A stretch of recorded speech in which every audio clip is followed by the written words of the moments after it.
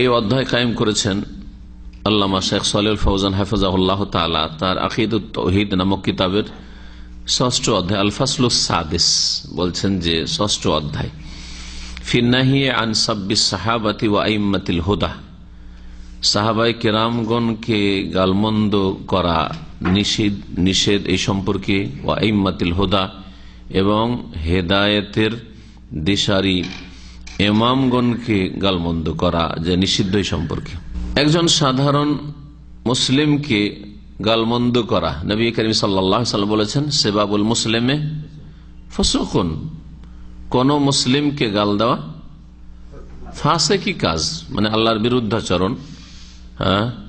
ওই ব্যক্তি ফাসেক হয়ে যায়। তাহলে যারা সবচেয়ে শ্রেষ্ঠ এই উম্মতের, তাদেরকে যদি কেউ গালমন্দ করে, আর যারা উলামায়ে কেরাম, আইম্মায়ে কেরাম, মুহাদ্দিসিনে কেরাম, ফুকাহায়ে কেরাম যারা কোরআন হাদিসের খেদমত করেছেন, ভুল ভ্রান্তির ঊর্ধ্বে কেউ নয়, যারা পরবর্তীকালের মুমিন মুসলিমদের জন্য সহজ করে দিয়েছেন দ্বীনকে বুঝা, তাদেরকে যদি কেউ গালমন্দ করে তাহলে আরো অপরাধ বেড়ে যায়। এমনিতে কোন অমুসলিম কাফেরকে গাল দেওয়া জায়েজ নয়। আল্লাহ কোরআনে কারীম নিষেধ করেছেন ওয়ালা তাসুব্বুল্লাযিনা ইয়াদউনা মিন দুনিল্লাহ, ওদেরকে গাল দিও না। আল্লাযিনা ইয়াদউনা মিন দুনিল্লাহ, যারা আল্লাহ ছাড়া অন্যকে ডাকে। তো এখানে যারা পূজারী তারাও উদ্দেশ্য হতে পারে, আর যাদের পূজা করা হয়েছে বা হচ্ছে তাকে উদ্দেশ্য করা বা সেগুলিকে উদ্দেশ্য করা হয়েছে, মানে দেব দেবীকেও গাল দিও না, আর যারা আল্লাহ অন্যের পূজা করে তাদেরকেও গাল দিও না। তো গাল দেওয়া ইসলামে নিষিদ্ধ, কারণ প্রতিক্রিয়ামূলক ফায়াসুবুল্লাহ আদওয়ান বিগাইরি ইলম, অজ্ঞতাবশত তারা আল্লাহকে গাল দিবে, আল্লাহর দ্বীনকে গাল দিবে, আল্লাহ রসুলকে গাল দিবে। সাহাবায়ে কেরাম গণকে গালমন্দ করা নিষিদ্ধ এই অধ্যায় কায়েম এই জন্যই করেছেন, এতে বোঝাতে চেয়েছেন যে তাহলে এমন গোমরাহ পথভ্রষ্ট রয়েছে যারা নিজেদেরকে মুসলিম বলে কিন্তু তারা সাহাবায়ে কেরামদেরকে গালিগালাজ করে। তারা হচ্ছে রাফেজি শিয়ারা। সাহাবায়ে কেরামদেরকে গালিগালাজ এতদূর পর্যন্ত করে যে তারা মুসলিমই নয়, 5 জন সাহাবী ছাড়া কেউ মুসলিম নয় তাদের কাছে। আল্লাহ পাক তাদের অনিষ্ট দূর করার জন্য যথেষ্ট। মুহাক্কিকিন ওলামারা বলেছেন যে আল্লাহ পাক রব্বুল আলামিন সাহাবায়ে কেরামদের জন্য এতে কল্যাণ রেখেছেন। তারা দুনিয়া থেকে চলে গেছেন, তাদের আমল বন্ধ হয়ে গেছে। মানুষ মারা যাওয়ার সাথে আমল কি হয়ে যায়? বন্ধ হয়ে যায়। কিন্তু যদি গাল খেতে থাকেন, কেউ অন্যায়ভাবে গাল দেওয়া হয়, তাদের কোনো দোষ নেই, আর গাল দেওয়া হয়, তাহলে তাদের নেকির রাস্তা একটা বড় খোলা থাকলো। এই জন্য এই গুমরাহ বাতিল ফিরকা আল্লাহ পাকের এই হিকমতের ভিত্তিতে পয়দা হয়েছে। এই একটি বড় হিকমত, একটি বড় দল মুসলিম নাম দিয়ে তারা মুসলিম আসলে নয়, এতে একটা বড় হিকমত রয়েছে। সাহাবায়ে কেরামদের জন্য একটা নেকির রাস্তা আল্লাহ পাক বড় খুলে রেখেছে। যত গাল দেওয়া হবে তত বেশি তাদের খাতায় নেকি যেতে থাকবে, সওয়াব যেতে থাকবে, তাদের মর্যাদা উঁচা হইতে থাকবে। দ্বিতীয় হিকমত যে আল্লাহ পাককে জাহান্নাম ভর্তি করতে হবে, কাফের দিয়ে, মুশরিক দিয়ে, মুনাফিক দিয়ে। তো কাফের মুশরিক দিয়ে জাহান্নাম ভর্তি হবে না, তো মুনাফিক ও মুসলিম উম্মতের প্রয়োজন। তো এই মুনাফিক গুলি যারা আব্দুল্লাহ বিন সাবা ইয়াহুদির সন্তান, আর আসল রক্তের দিক থেকে এরা হচ্ছে অগ্নিপূজক মজুস। তো এই দুই বাতিলের সংমিশ্রণে এই রাফেজি শিয়া পয়দা হয়েছে, ইহুদি এবং মজুস। এরাই গাল দিয়ে থাকে সাহাবায়ে কেরাম রাদিয়াল্লাহু তাআলা আনহুম আজমাইনকে। আর আইম্মায়ে কেরামদেরকে কেউ যদি গালমন্দ করে তো তার জাহালাত, অজ্ঞতা, আসলে জানে না। সেই জন্য অতিরঞ্জন, বাড়াবাড়ি যেমন বর্জনীয়, মানে অতি ভক্তি, তাদেরকে একবার নিষ্পাপ নির্ভুল, তাদের ভুল হবে না, এটা যেমন এক গর্ত গুমরাহির, তখন আর এক গর্ত গুমরাহির তাদের মানহানি করা, গালমন্দ করা।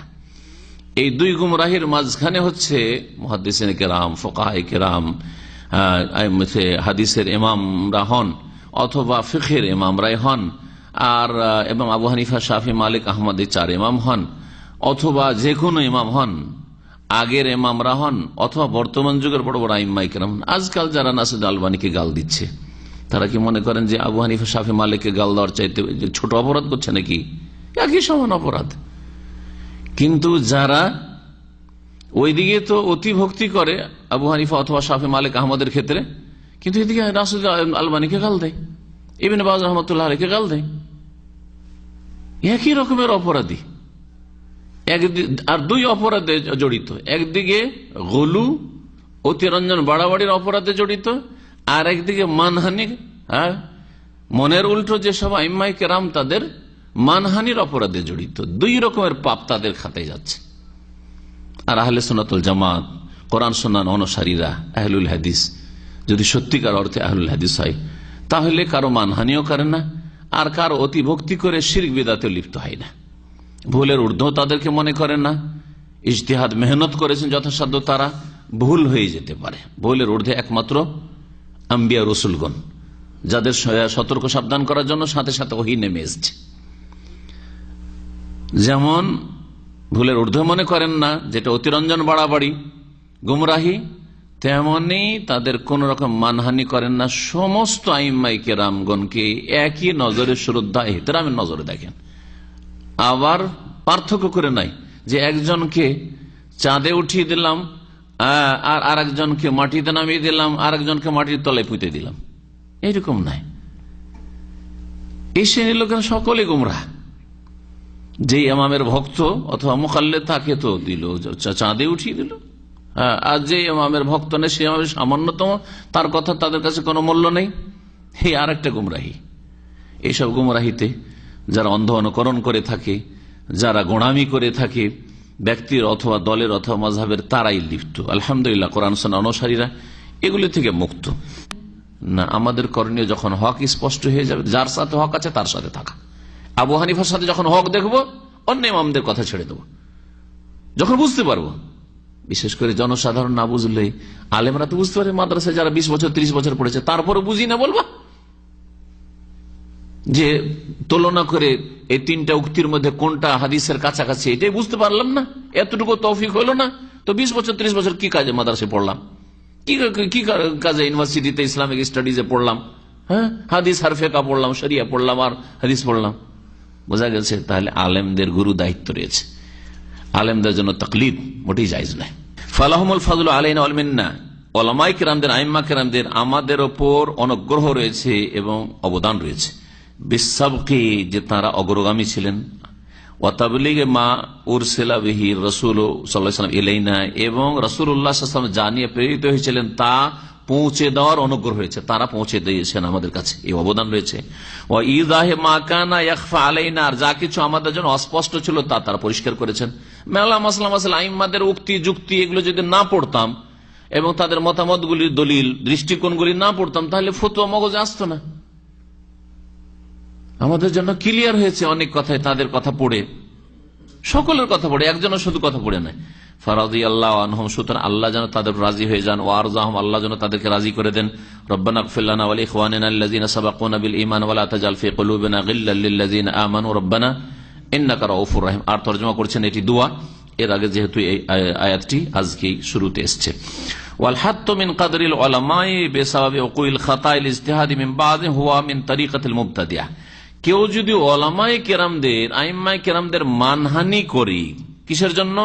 তাদের ইজতিহাদি ভুল হওয়ার কারণে, তাদের কারো কোন মাসলায় কারো এই মাসলায় এরকম ফতোয়া দিয়েছেন উনি, এরকম যদি কেউ মানহানি করে, তাহলে এটা হচ্ছে মিন তরিকাতিল মুবতাদিআহ, বিদাতীদের পথ, বিদাতীদের আদর্শ, এটা বিদাতীদের চরিত্র, এটা ওয়ামিন মুখাত্তাতাতে আদাইল উম্মাহ, আর মুসলিম উম্মাতের শত্রুদের এটি হচ্ছে প্ল্যানিং, পরিকল্পনা।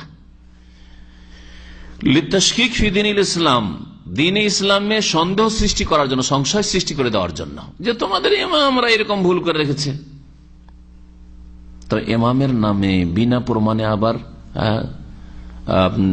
সংযোজন করবেন না। অনেকে আবার এরকম করেছে, ইমামের নাম দিয়ে মেলা কিছু লিখেছে, কিন্তু আসলে ইমাম কিছু বলেন। বলে ইকাইল আদাওয়াতে বাইনাল মুসলিমিন, আর মুসলিমদের মাঝে শত্রুতা সৃষ্টি করার জন্য, যাতে করে মযহাবী কোন্দল আর দলীয় গোঁড়ামি আর দলীয় কলহ বিবাদ বেড়ে